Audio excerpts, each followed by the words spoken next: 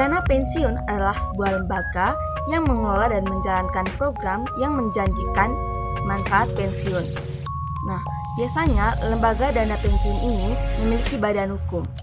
Contoh dari lembaga dana pensiun adalah bank atau perusahaan asuransi jiwa.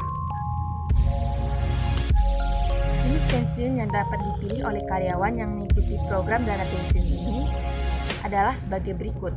Yang pertama, pensiun normal, yang kedua, pensiun dipercepat, yang ketiga, pensiun ditunda, dan yang terakhir adalah pensiun cacat.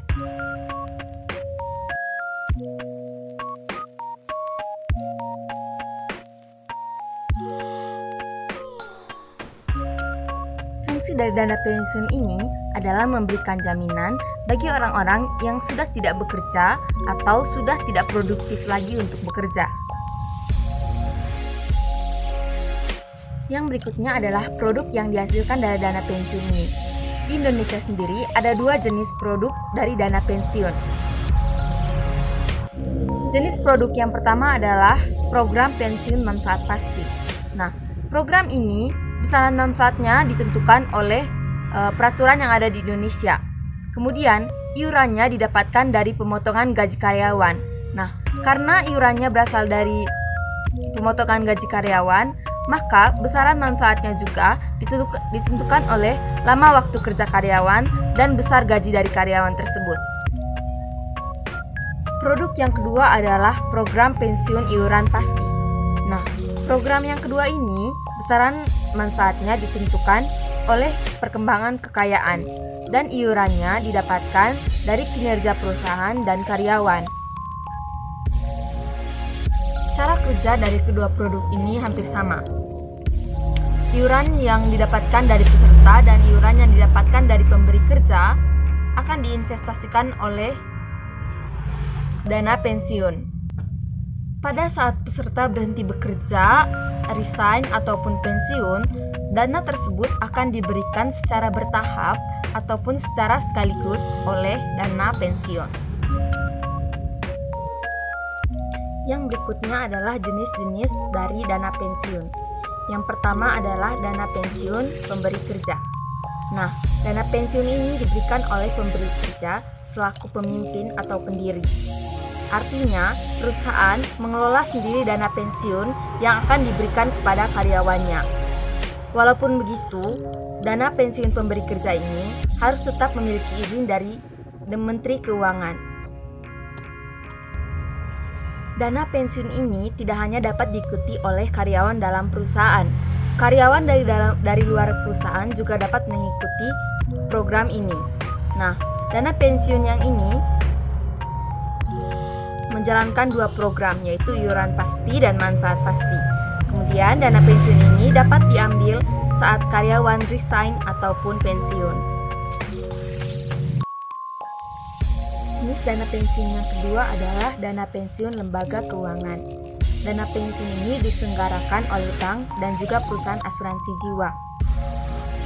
Pekerja mandiri seperti dokter, nelayan, dan juga petani dapat memanfaatkan DPLK ini.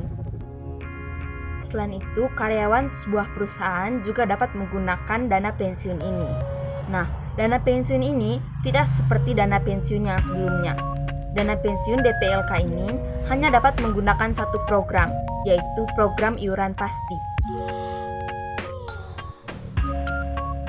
Nah, pembahasan terakhir mengenai dana pensiun ini adalah mengenai kekurangan dan kelebihan dari dana pensiun. Yang pertama adalah kekurangan dari dana pensiun. Kekurangan yang pertama yaitu adanya perubahan kebijakan dari pemerintah.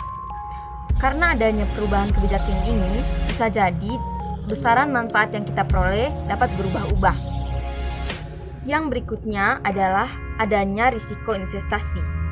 Nah, dalam menginvestasikan dana pensiun, pastinya akan selalu ada risiko investasi. Pasar keuangan yang sebelumnya menguntungkan bisa menjadi merugikan di masa depan.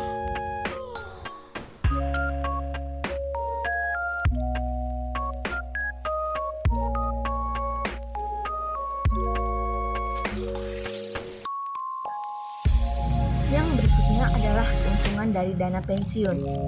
Yang pertama adalah dana pensiun dapat memenuhi kebutuhan kita setelah pensiun, sehingga kita tidak perlu khawatir lagi mengenai biaya kehidupan kita setiap hari setelah pensiun. Yang kedua adalah mengelola risiko investasi. Dana pensiun kebanyakan dikelola oleh ahli keuangan yang berpengalaman. Ini dapat membantu dalam mengelola risiko investasi, sehingga dana dapat berkembang secara stabil dalam jangka waktu yang lama. Terakhir adalah manfaat jaminan kesehatan dan kecelakaan. Banyak dari program dana pensiun yang juga menyertakan manfaat jaminan kesehatan dan kecelakaan. Ini artinya kita akan mendapatkan perlindungan medis yang dapat membantu kita membayar biaya pengobatan.